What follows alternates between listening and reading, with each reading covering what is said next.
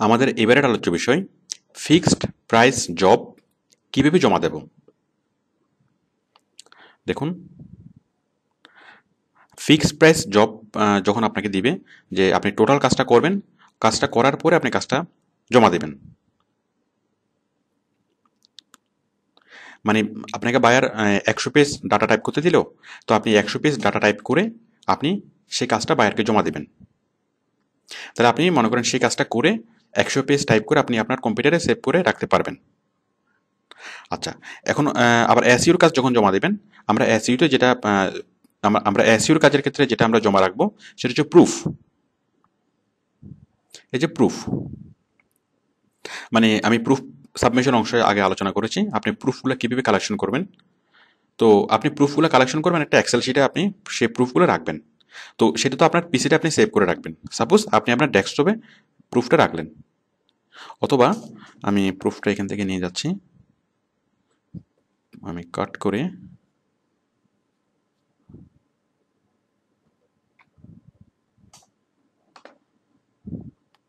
Suppose আমি এফে রাখলাম।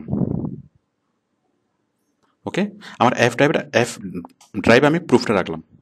এখন এই এফ ড্রাইভ থেকে এই প্রুফটা আমি বায়ারকে জমা দেব। তো দেখুন কিভাবে আমি কাজটা করব। মানে আমরা ডাটা এন্ট্রির কাজের ক্ষেত্রে পুরো কাজটাই জমা দেব, আর এসইউর কাজের ক্ষেত্রে আমরা জমা দেব প্রুফ।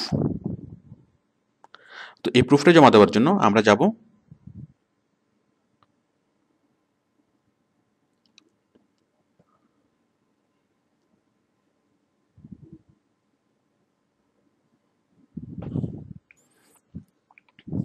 সেই আগের জায়গায়, ইনবক্সে। আমরা ইনবক্সে আমি ক্লিক করলাম, মানে ঠিক যেখানে গিয়ে আমি বায়ারের সাথে কমিউনিকেট করেছি, যেখানে গিয়ে বায়ারকে রিপ্লাই করেছি, আমি সেই রিপ্লাই বক্সে যাব। দেখুন আমি রিপ্লাই বক্সে যাচ্ছি, এই যে বায়ারের মেসেজ, এই যে রিপ্লাই বক্স। তাহলে আপনি রিপ্লাই বক্সে কীভাবে আসবেন? You just click on the message box, you just click on the message মানে inbox, and then click in inbox again. ইনবক্সে ক্লিক করলে আপনি চলে আসবেন এবং সেটার নিচে আপনি মেসেজ বক্স দেখবেন, মানে রিপ্লাই বক্সটা আপনি দেখবেন। তাহলে আপনি কাজটা কীভাবে জমা দেবেন? আপনি জাস্ট এই যে ব্রাউজ, ঠিক আমরা বায়ারকে যে কোনো ফাইল অ্যাটাচ করি, এই যে ব্রাউজ, এখানে আমি এফ ড্রাইভটা নিচ্ছি, এফ প্রুফ, হ্যাঁ এটা আপলোডিং হচ্ছে।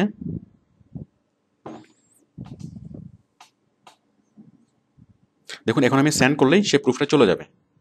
আমি এখানে আরেকটা অ্যাটাচমেন্ট আমি করছি, সাপোজ আমি আরেকটা প্রুফ করব, সাপোজ আমি এই একটা ছবি করব। তো এইভাবে আপনি যতটা ইচ্ছা ততটা প্রুফ আপনি এখান থেকে মানে এখানে অ্যাটাচ করতে পারবেন। ওকে, দেন আপনি সেন্ডে ক্লিক করবেন। তবে সেন্ডে ক্লিক করার আগে আপনি ছোট্ট করে বাইরের উদ্দেশ্যে একটা মেমো লিখতে পারেন, ছোট্ট একটা মেসেজ লিখতে পারেন। ডিয়ার স্যার, যে আমি কাজটা করেছি, আমি মানে কাজটা আপনাকে মানে জমা দিচ্ছি, আপনি কাজটা রিসিভ করুন। ওকে, তাহলে কাজটা জমা দেবো খুব সহজ। আমরা কাজটা কীভাবে জমা দেবো? আমরা ঠিক বায়ারকে যে বক্স থেকে আমরা বায়ারকে রিপ্লাই করি, ইন্টারভিউ দেওয়ার সময় যে বক্স থেকে বায়ারকে রিপ্লাই করি, এবং ইন্টারভিউ দেওয়ার সময় বসকে যেভাবে আমরা বিভিন্ন ফাইল পাঠাই, বিভিন্ন প্রুফ পাঠাই, বিভিন্ন ডেমো পাঠাই, ঠিক একইভাবে আমি বায়ারকে কাজটা জমা দেব।